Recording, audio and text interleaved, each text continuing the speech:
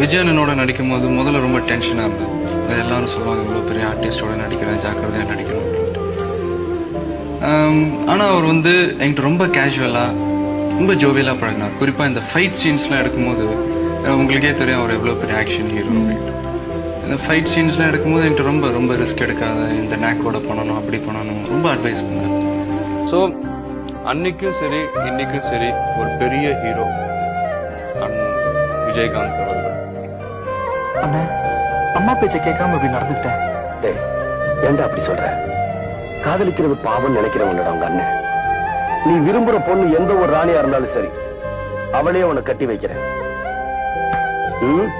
விஜய், நீ காதலிச்சது பெருசு இல்ல, இந்த போட்டியில ஜெயிச்சு புது மாப்பிளையா நம்ம ஊருக்கு வா. நான் செந்தூர பாண்டி தம்பின, எனக்கு தோல்வின்றதே கிடையாது. இளைய தளபதி விஜயிலிருந்து,